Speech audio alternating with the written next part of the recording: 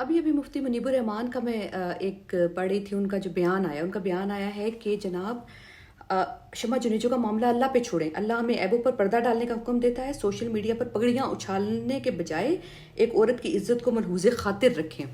जनाब इतना ज़बरदस्त। फिर उसके बाद मुझे सारी चीज़ बातें याद आ गई कि ये मामला शुरू कहाँ से हुआ कि जब शमा जुनेजो साहिबा जो हैं उन्होंने अपनी सीक्रेट फाइल्स का जिक्र करना शुरू किया। अब आपको बड़ी उनको उनको था कि मैं लोगों को बताऊं कि मेरे पास जो है वो प्राइम मिनिस्टर की सीक्रेट फाइल्स हैं, वो मैं लेके जाती हूँ, घर लेके जाती हूँ। फिर उनकी बेटी का भी आया कि जनाब ये मेरी माँ जो है, I am proud of her कि वो बैठी हैं यूएन के जो इजलास था उसमें जो है ख्वाजा आसिफ के बिल्कुल पीछे बैठी हैं।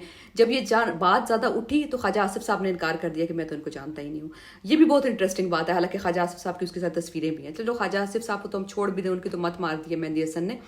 तो बाकी जो है बात इतनी हैरानगी की है कि एक औरत जो कि कब से ट्वीट करती आ रही है कि नेतन्याहू अगर मुझे मिल जाए तो मैं उसके साथ फ़ोटो खिंचवाऊँ और मैं वो उसको प्रोफाइल पिक्चर बनाऊँ।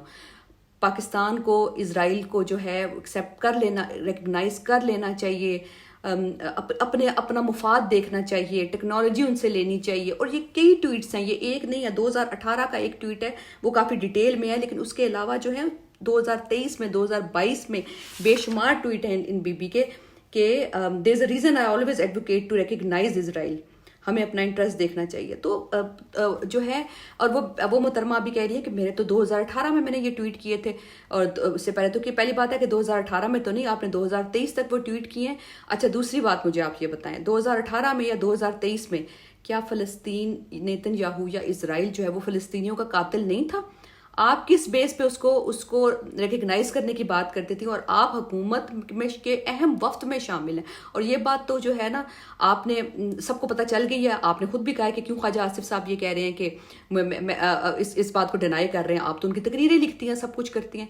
तो हैरानगी की बात है कि एक तो ये साहिबा जो हैं ये, और ये कहती है कि मैं एकेडमिक हूँ और बड़ा इनको तकलीफ हो रही है, और इनके जो है ना PhD डॉक्टर हैं, और इनके अल्फाज मैंने इनके जो देखे हैं ना, इनके ट्वीट्स, इमरान में इद्दत केस में फैसले के लिए गए, चूतिए, ये अल्फाज इनके जो है ना, ये इतने डॉक्टर, इतने एकेडमिक, इतने ज़बरदस्त हैं, ये हैं इनके जो है नून लीग के।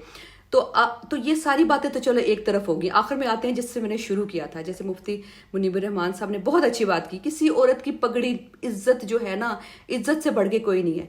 लेकिन सिवाय PTI की औरतों के, सिवाय इमरान खान की अहलिया के, कि उसकी इज्जत इतनी भी नहीं है कि उसका इद्दत केस, एक लफ्ज़ नहीं निकला किसी के मुंह से। इद्दत केस में उसका जो हैज़ है ना, वो भी उसके बारे में भी जो एक्सप्लेनेशन है ना, वो भी टीवी पे चल रही है।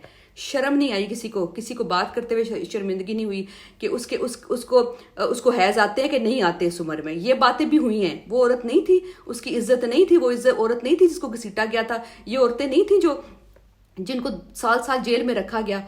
ये सारी कोई औरतें नहीं थी।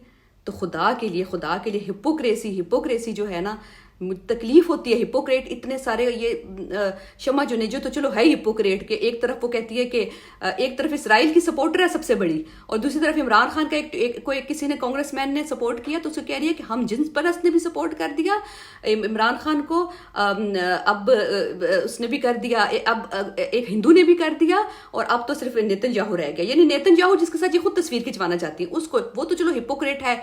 कम से कम हमारे जो उलमा हजरात हैं उनसे ये एक्सपेक्ट नहीं करते थे कि वो इतनी हिपोक्रेसी दिखाएंगे।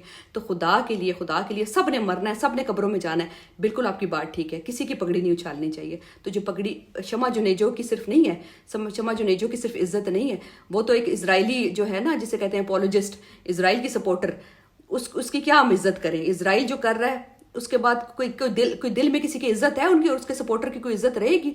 बाकी चीज़ों को हम छोड़ भी दें, हम अपना सियासी इख्तिलाफ छोड़ भी दें।